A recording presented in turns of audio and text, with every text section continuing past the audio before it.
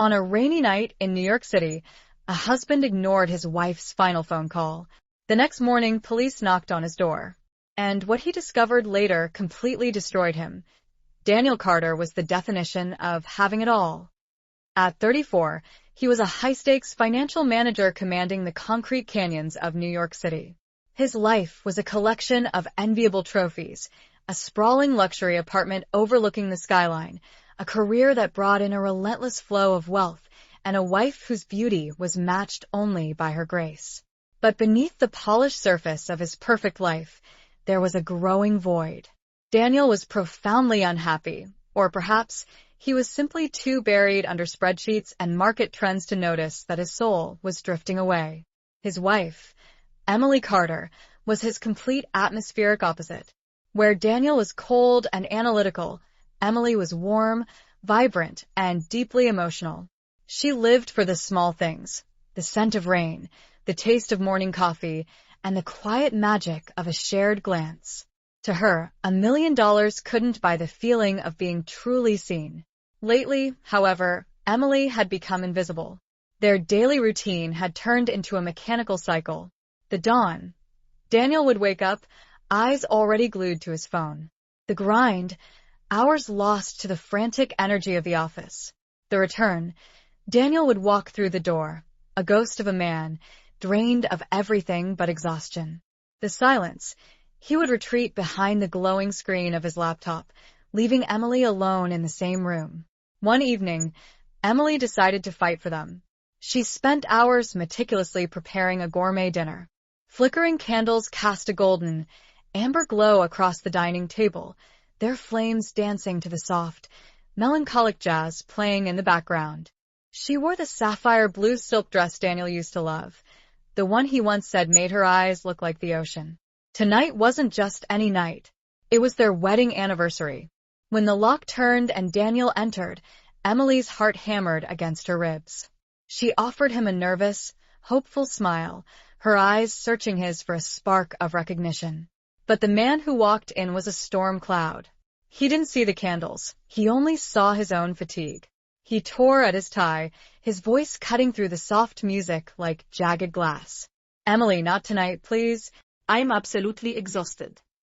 The light in Emily's eyes flickered and died. The silence that followed was deafening. "Daniel, it's our anniversary," she whispered, her voice trembling with the weight of her disappointment. For a heartbeat, Daniel froze. A flash of genuine shock crossed his face, followed quickly by the sharp sting of guilt. But guilt is a heavy burden, and instead of carrying it, he pushed it back at her. His guilt turned into a defensive irritation. "I said I forgot, okay? Stop making everything so damn emotional all the time." The words were sharper than a knife, cutting through the last of her hope. Emily didn't argue. She didn't scream. The silence that filled the apartment was heavier than any shout. With trembling fingers, she reached out and quietly pinched the flames of the candles one by one until the room was swallowed by shadows. That night, the king-sized bed felt like a vast, frozen ocean. They lay back to back, staring at opposite walls, the space between them filled with everything they had failed to say. No goodnight was whispered. Only the sound of the city hummed outside, indifferent to the love that was quietly breaking in the dark. The weight of the previous night hung in the air like a thick, suffocating fog as the sun rose over New York. In the kitchen, the low hum of the coffee machine was the only sound. Emily stood there, her hands wrapped around a mug, watching Daniel as he moved through his morning ritual of suits and silk ties. She looked at him with a strange, lingering intensity, as if she were trying to memorize every line of his face, fearing it might fade if she looked away. Finally, breaking the fragile silence, she asked softly, "Can we spend some time together tonight? Just us." Daniel didn't look up. He was busy checking his watch, calculating the minutes of his commute. "I'll try," he replied, the words practiced and empty. Emily forced a small, bittersweet smile, the kind that hides a breaking heart. As Daniel grabbed his car keys and headed for the door, she stepped toward him one last time. "Drive safe," she whispered. Daniel gave a distracted nod, his eyes already on the door, his mind already at the office. He walked out without a second glance. He didn't know that those 2 words, "drive safe," would be the final echoes of his wife's voice he would ever hear in person. The ignored calls. Late that night, the city was invisible behind a curtain of torrential rain. Inside his high-rise office, Daniel was buried under the glow of his monitors, obsessing over the final details of a high-stakes project. Outside, the rain hammered against the glass like a warning. Suddenly, his phone buzzed on the mahogany desk. Emily calling. Daniel glanced at the name, his brow furrowed in annoyance. He swiped his thumb across the screen and rejected the call. He needed to focus. Seconds later, it vibrated again. Then again. And again. The persistent buzzing was like a needle pricking at his patience. "Why is she acting like a child?" he muttered to the empty room, his frustration boiling over.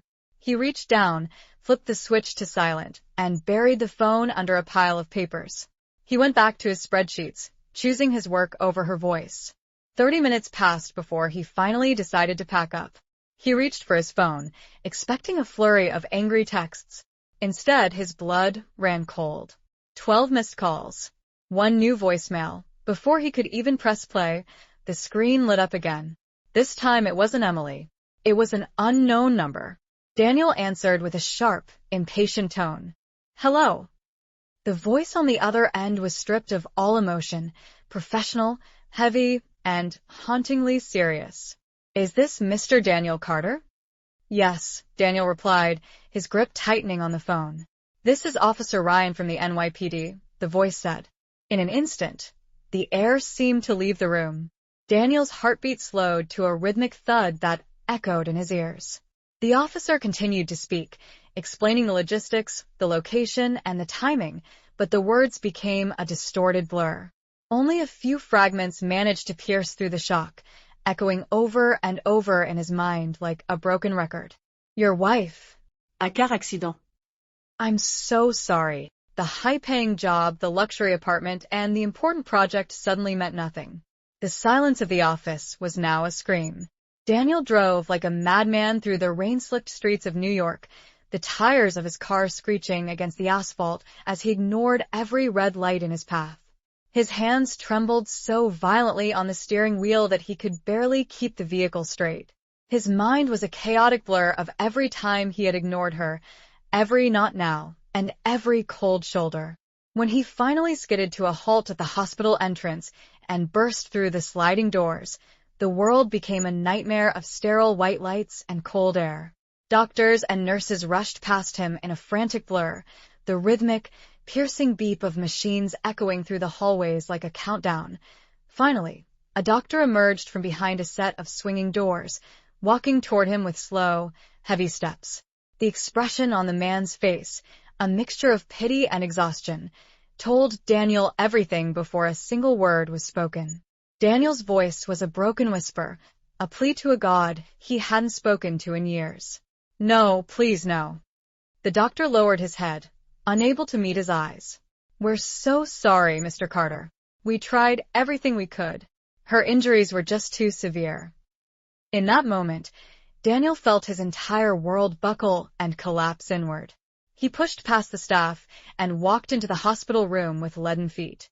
There she was. Emily lay perfectly motionless on the bed, looking unnervingly peaceful in the dim light. She was silent. She was cold. She was gone. Daniel fell to his knees beside the bed, clutching her lifeless hand to his forehead, crying uncontrollably. The sounds that escaped him weren't just sobs. They were the screams of a man realizing he had traded a diamond for a handful of gravel. "Emily, please just wake up once." "Just one more time," he begged. But the silence in the room remained unbroken. She never would. The voicemail.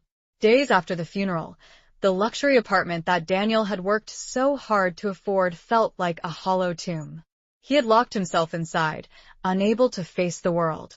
Every corner was a fresh wound, a haunting reminder of the life he had taken for granted. He saw her everywhere. Her books still sat on the nightstand with the bookmarks halfway through. The faint, lingering scent of her floral perfume still clung to the curtains. Even her favorite coffee mug sat in the sink, a mundane object turned into a tragic relic. Everything hurt. Every breath felt like inhaling broken glass. One night, sitting in the darkness of their living room, Daniel finally found the courage to open his phone.